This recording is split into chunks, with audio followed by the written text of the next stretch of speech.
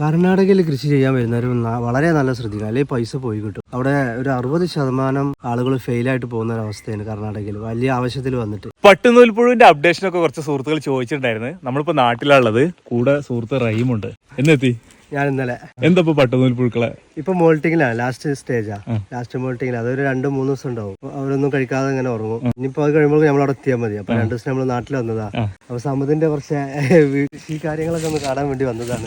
ഒരുപാട് സുഹൃത്തുക്കൾ കർണാടകയിൽ കൃഷി ചെയ്യാനും വേണ്ടിയിട്ട് തോട്ടം കിട്ടുമോ മറ്റു കാര്യങ്ങളൊക്കെ ചോദിച്ചിട്ടുണ്ടായിരുന്നു. റഹീമേ, കർണാടകയിൽ പോയിട്ട് കൃഷി ഇറക്കുന്നതിനെ കുറിച്ച് എന്താണ് പറയാനുള്ളത്? കർണാടകയിൽ കൃഷി ചെയ്യാൻ വരുന്നവർ വളരെ നല്ല ശ്രദ്ധിക്കണം, അല്ലെങ്കിൽ പൈസ പോയി കിട്ടും. അവിടെ ഒരു 60% ആളുകൾ ഫെയിലായിട്ട് പോകുന്ന ഒരു അവസ്ഥയാണ് കർണാടകയിൽ, വലിയ ആവശ്യത്തിൽ വന്നിട്ട്. പ്രധാനമായിട്ട് ലീസ് അഗ്രിമെന്റ് തന്നെയാണ്. അത് 1 വർഷത്തിലധികം എടുക്കുന്നുണ്ടെങ്കിൽ നമ്മൾ ആ ലീസ് അഗ്രിമെന്റ് രജിസ്റ്റർ ചെയ്യണം. ചെറിയ പൈസ വരുള്ളൂ രജിസ്റ്റർ ചെയ്യാൻ. ഏകദേശം നമ്മൾ എത്ര പൈസക്കാണോ എടുക്കുന്നത് അതിന്റെ ഒരു 0.5% അഗ്രിമെന്റ് രജിസ്റ്റർ ചെയ്യാൻ ചെലവ് വരുന്നുള്ളൂ. പക്ഷേ ചില ഓണർമാർ അഗ്രിമെന്റ് രജിസ്റ്റർ ചെയ്യാൻ സമ്മതിക്കൂല. കാരണം എന്താ വെച്ചാൽ അഗ്രിമെന്റ് രജിസ്റ്റർ ചെയ്താൽ പിന്നെ അവർക്ക് നമ്മൾ ഒരിക്കലും അവിടുന്ന് ആ കാലാവധി തീരാതെ ഒഴിപ്പിക്കാൻ പറ്റൂല. അതുപോലെ സഹായങ്ങളൊക്കെ പിന്നെ അതിന്റെ സബ്സിഡികളൊക്കെ നമ്മളെ പേരിൽ വരുള്ളൂ. അപ്പോൾ ചിലവരത് സമ്മതിക്കൂല. എങ്കിലും അത് സമ്മതിക്കുന്ന സ്ഥലത്ത് മാത്രം എടുത്താൽ മതി, അല്ലെങ്കിൽ പിന്നെ നമ്മൾ നല്ലൊരു കാശ് പോകും. ഒരുപാട് ആൾക്കാർ നമ്മളോട് ഈ പരാതി പറയും. ഇപ്പൊ നമ്മളെ വീഡിയോ കണ്ടിട്ട് തന്നെ ഒരുപാട് ആൾക്കാർ വിളിച്ചിട്ട് ഇതേ പരാതികൾ പറഞ്ഞു. അപ്പൊ അവരെ എന്നോട് പറഞ്ഞു ഇങ്ങനത്തെ ഒരു വീഡിയോ ചെയ്യണം, ഇവിടെ ഇനി മലയാളികളൊന്നും പെടരുത് എന്നുള്ളത്. പ്രധാനമായിട്ട് ശ്രദ്ധിക്കേണ്ട ലീസ് അഗ്രിമെന്റ് തന്നെയാണ്. ലീസ് അഗ്രിമെന്റ് രജിസ്റ്റർ ചെയ്യാൻ പറ്റൂല്ലെങ്കിൽ ആ സ്ഥലം എടുക്കരുത്. പ്രത്യേകിച്ച് 1 വർഷത്തിലധികം ചെയ്യുന്ന കൃഷി. അതിന് മേലേക്കുള്ള പാഷൻ ഫ്രൂട്ട്, പിന്നെ വാഴ തന്നെ ചിലത് ഈ കദളി വാഴയൊക്കെ ഒരു കൊല്ലത്തിലധികം പിടിക്കും.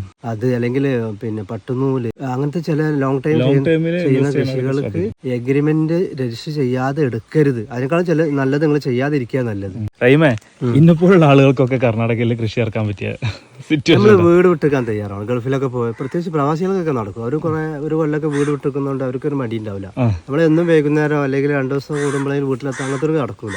അവിടെ നിന്നാൽ നമ്മൾ അവിടെ നിന്ന് ചെയ്യണം, തുടങ്ങിയാൽ അവിടെ നിന്ന് ചെയ്യണം, എങ്കിലേ വിജയിക്കുള്ളൂ. വെറുതെ ഒരു ഏർപ്പാട് എന്ന് പറഞ്ഞിട്ട് അങ്ങനെ തുടങ്ങി വെച്ചിട്ട് കാര്യമില്ല, കാശ് പോയി പോകും. അങ്ങനത്തെ പിന്നെ നാട്ടിൽ തന്നെ സ്ഥലമൊക്കെ കിട്ടാണ്ടാവും. നമ്മളെ പ്രദേശങ്ങളിൽ തിരഞ്ഞാൽ മതി. പിന്നെ നാട്ടിലാകുമ്പോൾ ഈ വിഷയം സബ്സിഡികളൊക്കെ കിട്ടിക്കാൻ പോരാൻ കുറച്ച് ബുദ്ധിമുട്ടുണ്ടാവും എന്നുള്ളതുകൊണ്ടാണ്. നാട്ടില് അവിടെ കിട്ടുന്ന പോലെ അത്രയും ഭൂമി ഇവിടെ ഭൂമി കൊമേഴ്സ്യലി കിട്ടാൻ സാധ്യത കുറവ്. പക്ഷെ എന്താ നമ്മളവിടെ തുടങ്ങിയിട്ട് പിന്നെ അവിടെ നിൽക്കാൻ പറ്റാത്തവർക്ക് പിന്നെ അവിടെ തുടങ്ങിയിട്ട് കാര്യമില്ലല്ലോ. അങ്ങനത്തെ ആണെങ്കിൽ ആ പാഷനെ നിറവേറ്റാൻ വേണ്ടി നാട്ടിൽ ഇതേപോലെ കുറച്ച് സ്ഥലം എടുത്തിട്ട് ചെയ്യാമല്ലോ. ഇത്തവണ നമ്മൾ നാട്ടില് കൃഷി ചെയ്യാനുള്ള പ്ലാനിങ്ങും കാര്യങ്ങളൊക്കെ ഉണ്ട്. നിന്റെ കുറെ കാലത്തെ ആഗ്രഹമാണ്, നടക്കട്ടെ, ചെയ്ത് നോക്കുക. എന്നിട്ട് അത് നിങ്ങൾക്ക് എന്റെ കാര്യങ്ങളൊക്കെ മനസ്സിലായിട്ടുണ്ടെങ്കിൽ പിന്നീട് നിന്റെ അവസരത്തിനനുസരിച്ച് കൊമേഴ്സ്യലി കർണാടകയിലേക്കോ അല്ലെങ്കിൽ വേറെ സ്ഥലം എടുത്ത് ചെയ്താൽ മതി. ഫസ്റ്റ് ചെയ്താൽ പോലെ ഒരു 40 സെന്റോ 50 സെന്റോ 1 ഏക്കറൊക്കെ എടുത്ത് ചെയ്ത് നോക്കുക. അതിന്റെ ചെലവും അതിന്റെ രോഗങ്ങളും വിത്തും കാര്യങ്ങളെല്ലാം പഠിക്കാലോ. വേറെ ആരെങ്കിലും പറഞ്ഞു കൊടുക്കും ചെയ്യാലോ. വിജയിക്കട്ടെ. റഹീമേ, അപ്പൊ ഇനിയിപ്പോ നമ്മുടെ പട്ടുനൂൽപ്പുഴുക്കളെ അപ്ഡേഷൻ നമുക്ക് എങ്ങനെ കൊടുക്കാൻ പറ്റും? കുറെ ആൾക്കാർ ചോദിച്ചിരുന്നല്ലോ.